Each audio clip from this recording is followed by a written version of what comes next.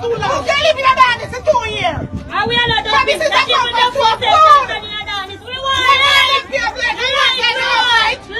We need light. When you need light, vote you need the dark. Ticket up, ticket up. Now you need to vote. We can't see you. We can't see you, Mr. Pearnel. I'm a general, so I'm putting my here more. Yeah. You hear that? Every time a man win. Yeah.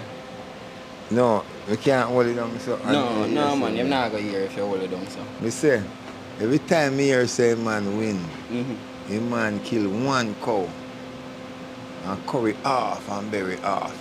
What make you do that? I can't answer that question. I don't know. And my friend then tell me so. Me not live here, so me not come from St. Catherine. Me we are Clarendon. Okay. I just walk my work here, sir. So what you think caused him for walk out of Parliament and not shake the Prime Minister over there? And you make me know that. Me don't know nothing about that. Alright, but it go on though. For Like that. But me see me in a Parliament already. Yeah. I chat. And him not agree with them, I say. And he take up him book them and he sit them and walk out and left them. Yeah. And I know say, enough man can go in a Parliament with them strap and that them and they have a strap. Nobody can take it from him. Okay. But this man that never So what you think about how him get the most vote than than all of the Labour Party members and him don't appoint him a minister of anything? Because he have a style where him not watch Labour nor PNP. If you are PNP and you come a film place, you have to get something. Him have to give you. Anything you say you have problem with, he's gonna fix your needs. Yeah, but them not make him no member. Them not appoint him no member. So him is not not member, a minister. Like him not a minister of security, man not a minister of nothing. And him get the most vote. What do you think about that what the Prime Minister do? Prime Minister? Free of him. Afraid of Warmington? Okay. So you when you give them the post now, you never have no post, so you can't chat to you. Yeah. So when you give them the post now, you can't talk to him because he get powerful now. Yeah. You can't chat to him. So that's why I never give him all the House Speaker job, make him become the House Speaker. None of them are sitting there. Because he's too powerful for them because they can't chat to him. Because he will take over everything now. They're afraid of him. Afraid of him like puss. Okay. Yeah. So what you think about Andrew Holness giving his wife the House Speaker, make him wife House Speaker? What do you think about that? Your wife? Yeah. Right now, you know, say Andrew Holness come from St. Elizabeth. The oldest them from St. Elizabeth. We are down Nian, down so. He come from across the train line. No, me not get Right now, I think none of them are related. The oldest them and the barns them and my family them from St. But he come out I pack and conton. Prime Minister. Yeah, he making wife the Speaker of the House of Jamaica at the Parliament. So what do you think about that? But you know, Warmington, you know, so I heard on news that he was saying it's not politics, it's not family business. So and Mr. Holness should not make him wife the House Speaker. Yo, camera, turn it. Right now. Yeah, man. I think Warmington should be there. The House Speaker. Yeah. Because he have a power and the strength and he's a bad man. Okay. The man a bad man. Okay, so you think the man outspoken. The man not take back, not talk, and the man just outspoken. A PNP attack to you know, and the man Labour, you know. Yeah. But me not watch that. When deserve that. Yeah. Warmington a bad man. Warmington a good boy. Because you will Warmington doing now. You see Warmington, whether you are PNP or Labour, are you in a problem, fix up your business and send you home. Yeah, that's why you have so much power around you. Okay. Yeah? Okay. That's why you have so much power around you. Alright. So him tell the news team to stay tuned for more. So what you think? You think him have a lot of things where he must say and expose being that time last term. But that, in a film head now, him know what him saying, so me can't answer that for him. No, Him you're know not what answer him a feel, but say, you tell me cause what you feel, but like they say yes, he will do that because he know what in head and he know in power we have. That's why until they say, relax, you can have more things we told you guys. yeah, You understand? Yeah. But we're not ready yet. okay. Alright, but you don't think you might do nothing where I go mash up the party though, something where you probably I go say or something where you might go release. You don't think you might mash up, call the party for mash up? One man can't mash a party. Okay. How much seat in that house? No, 60 odd. Yeah. Yeah, so one man can't blood clot. But remember, you know, remember the People's National Party said one by one they go into jail. So if Mr. Warmington has something to release and he say and he told the news team to stay tuned, then you think if some way might say can make some people go to jail, might, you know, Maybe. like he might release some secret and you know, Maybe. you know. Maybe. A two-way to a story. They say a two-way, but not a two-way. Yeah, And my way, your way, and the truth. yeah. That's a true way. So that I will come three-way now. Because they say a two-way, but not a two-way, a three-way. Your way, my way, and the truth. I truth, I can go do that. So if Warmington have the truth, then he might go release the truth. Yeah. Alright. Anybody have a truth. Whether him, Prime Minister, anybody have a truth and release it, that is the truth. Because a two-way to no story, a three-way. Alright. Your way, my way, and the truth. Rig it. Yeah, man? Yeah. Rig it. Had reportedly been visited on a number of occasions by police officers. Firearms as a first resort, the use of excessive lethal force, the practice of using firearms as a first, rather than a last, resort continues with predictably deadly results. According to international human rights standards, force should only be used by law. Enforcement officers in proportion to the threat faced, and firearms should only be used in self-defense or the defense of others against an immediate threat of death of serious injury. Firearms should be used only when less extreme measures are insufficient, and in a manner likely to decrease the risk of unnecessary harm. In violation of these principles, Jamaican police have fired indiscriminately in populated areas, have used firearms during traffic stops and at the end of pursuits, and have shot at unarmed suspects fleeing non-violent crime scenes. Shot for being on a bus. At least 6 out of 17 passengers seriously injured when police officers fired indiscriminately at a bus on the 30th of June 2000, in clear violation of both international standards and JCF policy. One of those hurt was a 15-year-old girl. Police chased the bus, which had failed to obey police signals to stop. According to passenger accounts, after one passenger was shot in the foot, another started waving his white shirt outside a window, shouting, "Don't shoot." 2 police officers in a car beside the bus shot directly at him, injuring him and others. Police finally forced the bus to stop by shooting its tires, but injured passengers stated that they were denied medical attention until all the bus passengers had been searched. Police subsequently alleged that they had information that the bus was carrying gunmen, but no guns were found. Torture and ill-treatment of suspects in police custody. Enough tings de police do. Dem beat up mothers and fathers, and you hear nuttin' about it, nut. Dem beat dem do dem all manner of evil. Dem just come in na ya and beat somebody. Anybody, dem don't care. Dem juice like animals. Kingston resident, August 2000. Torture, the intentional infliction of severe pain or suffering for purposes such as obtaining a confession, intimidation or punishment, or for any reason based on discrimination, is prohibited in all circumstances by international law and by Jamaican law. Despite this, Amnesty International has received numerous reports alleging torture by Jamaican police, usually following arrest and detention.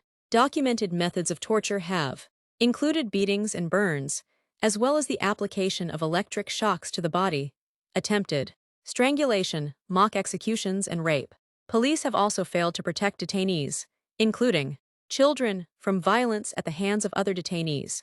In some cases, they have even incited such violence.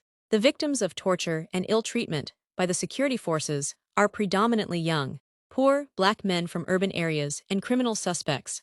They also include women, children, Rastafarians, and gay men. Torture and ill treatment are facilitated by prolonged detention and by incommunicado detention. Despite some legislative reforms, the police continue to detain individuals in custody without charge for excessively long periods before taking them before a court. Detainees continue to be held without charge for days, weeks, and in some cases months. Many detainees are held for long periods in order to appear in identification parades, despite legislation passed in 1994 to limit the use of detention for this purpose.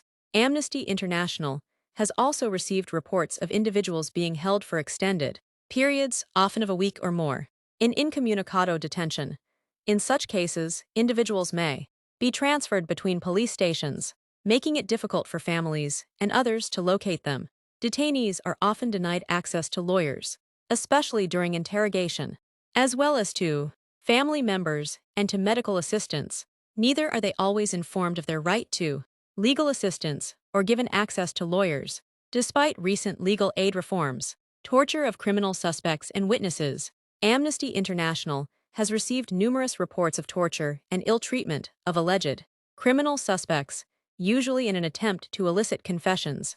Those detained on suspicion of serious criminal offenses are at particular risk. Independent medical reports on a man sentenced to a long prison term verified his allegations that a hot iron had been stamped onto the left side of his body, causing severe burns and removing the skin from his chest and abdomen.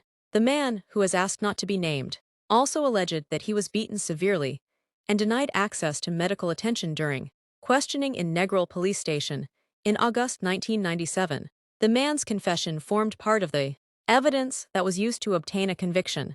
One man currently under sentence of death alleges that he was tortured by police officers in a police lockup in central Kingston in 1996, following his arrest and detention on a murder charge. On the first 2 days of his trial, he was allegedly beaten repeatedly with a strip of old tire and hit on the head with a baton. The torture continued until he agreed to incriminate himself in court and to sign a statement implicating 3 other men. In return, he was told he would be sent abroad. Torture and harassment of relatives. Relatives of criminal suspects have been harassed by police. Some have been detained, some have been ill-treated, and some have been tortured. In October 2000, a relative of a criminal suspect, who was himself shot and killed by police shortly afterwards in an alleged extrajudicial execution, was reportedly detained for a week, interrogated and tortured by members of the Crime Management Unit. He was interrogated and beaten in an attempt to make him reveal the whereabouts of his relative. He was allegedly pepper-sprayed in both of his eyes. His ears were slapped so hard that his eardrums burst and bled. He was subjected to 2 mock executions. A medical report corroborated his account, indicating that he had been beaten all over his body. Torture of women. Most torture victims in Jamaica are men, but Amnesty International has also received allegations of the ill treatment and torture of women. Several women told the organization that they had not made official complaints out of fear, suggesting that such cases may be underreported. There have been isolated reports of women and girls being raped by members of the security forces. In June 2000, a female sex worker was detained and raped by 2 police officers in a deserted area in New Kingston. The officers allegedly threatened her and said that she would be released if she had sex with both men. The woman is understood to have refrained from making a complaint for fear of retaliation. Children have been detained for long periods, often on minor charges and sometimes without charge, and have frequently been detained alongside adults, where they have been placed at risk of sexual and physical abuse from other inmates. Such practices violate Jamaica's obligations under international law. The UN Convention on the Rights of the Child, which Jamaica has ratified, guarantees special protection for children and prohibits the detention of children with adults. In July 1999, after a report by the international human rights organization Human Rights Watch exposed the treatment of children in police lockups, the government of Jamaica undertook to remove all children under the age of 18 from adult police lockups and transfer them to appropriate children's facilities. Amnesty International was informed in August 2000 by senior officials that juveniles were no longer allowed to be held in police lockups for longer than 1 week, and that measures were being taken to ensure the removal of children from police lockups. However, some children are still being detained alongside adults for long periods. Police lockups in terrible conditions. Amnesty International interviewed one 17-year-old Hunts Bay police lockup in September 2000, who stated that he had been held for 2 months, without charge and without access to legal or medical assistance. According to the authorities, no suitable alternative holding centers for children had yet become operative by April 2001. The organization was also informed that no criminal charges had yet been initiated in any of the cases documented in the Human Rights Watch report, despite a commitment given by the authorities in 1999 to investigate a number of specific cases. The authorities were unable to provide estimated completion dates for investigations into the incidents, which were described as ongoing. What is disappearance? The Inter-American Declaration on the Forced Disappearance of Persons defines forced disappearance as the act of depriving a person or persons of his or their freedom, in whatever way, perpetrated by agents of the state or by persons or groups of persons acting with the authorization, support, or acquiescence of the state, followed by an absence of information or a refusal to acknowledge that deprivation of freedom or to give information on the whereabouts of that person, thereby impeding his or her recourse to the applicable legal remedies and procedural guarantees. The Inter-American Declaration on the Forced Disappearance of Persons calls on states parties not to tolerate the forced disappearance of persons, to punish within their jurisdictions those persons who commit or attempt to commit the crime of forced disappearance of persons and their accomplices, and accessories, in a manner commensurate with the gravity of the practice. After initially refusing, the Prime Minister eventually convened an inquiry. However, following public pressure, the Commission heard evidence from 73 witnesses during 2 months. Police officers and others public officials failed to cooperate fully with the inquiry and police investigations. The inquiry's recommendations included compensation packages for identified victims and retraining of the security forces. However, no recommendations have so far been implemented, and the government has refused requests to debate the report. The Commission failed to establish all those who participated in and ordered the removal and the identity of the victims. The commissioners were criticized for failing to fully implement statutory powers to overcome the code of silence from police officers and others testifying. Charges against one police officer in connection with the forced removal were formally dropped by the DPP on the 24th of May 2000 in exchange for his testimony at the Commission of Inquiry. The charges had not been formally reinstated at the time of writing. The trials of another policewoman and 2 other council employees, previously adjourned, were still pending at the time of writing. No other charges have yet been brought, although the DPP stated in January 2001 that this may be possible. No disciplinary charges have been brought, and an internal police administrative inquiry is still ongoing. Conditions in police lockups. Conditions in police lockups in Jamaica often amount to cruel, inhuman, and degrading treatment. In October 1992, 3 men suffocated to death after being held with 16 others for 3 days in a cell measuring 8 by 7 feet in Constant Spring lockup. The deaths led to attempts at reform. In 1998, the Commissioner of Police directed that lockups should contain no more detainees than they were designed to hold, and that police should relieve overcrowding through granting bail. However, the proposed reforms have not reportedly been implemented, and conditions continue to fall well below international minimum standards, placing some detainees at risk of death or physical injury. Police lockups are severely overcrowded. Reports indicate that they frequently operate at 3 times capacity or more, with between 11 and 14 people held in cells typically measuring 8 by 10 feet. Detainees frequently have no access to bedding and are forced to sleep on newspaper and are denied adequate food, water, and sanitation. In September 2000, an Amnesty International delegation visited Hunts Bay Police Station, Kingston. The lockup was originally built for 28, but held 99 on the day of the visit. At least 8 people were held in cells designed for 2, forcing detainees to sleep in shifts and preventing them from moving about, sitting or lying down freely. The detainees were held in complete darkness in cells without sanitation. Detainees were denied access to medical attention and adequate food. One man, detained in Withorn Police Station in May 2000, described having problems breathing as a result of the poor ventilation and heat within the cell. The cell had just two small air vents, one in the door and one in the back of the wall. It held 7 men, despite being designed for 2, and measured 7 feet by 9. Detainees were held in darkness in a cell, covered in urine, and infested by cockroaches, mosquitoes and red ants. Detainees had no access to mattresses and took turns sleeping on the concrete floor. Food and bathing facilities were also inadequate. Failure of the law to protect suspects in police custody. Reports of abuses have continued despite the introduction of laws to ensure greater protection for detainees in custody. The Judicature Resident Magistrates Act, passed following the deaths in constant spring lockup, requires magistrates to review on a weekly basis the status of all those in police custody. Each parish also has a designated custody officer to inform magistrates and detainees' relatives about who is in custody. The Legal Aid Act, 1997, implemented on the 1st of May 2000, provides that interrogation and identity parades may not start in the absence of legal representation. Detainees have the right to legal assistance at all stages from the time of detention or arrest until the first appearance in court, and have to be informed of this right.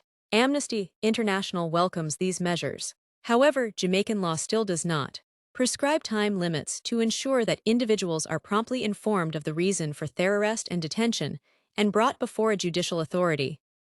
Both the Inter-American Commission on Human Rights and the Human Rights Committee have ruled that detention, without being brought before a judge of between 48 hours and a week, is excessively long. 5.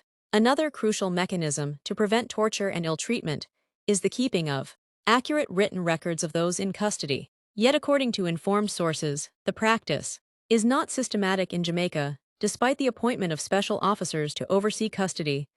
6.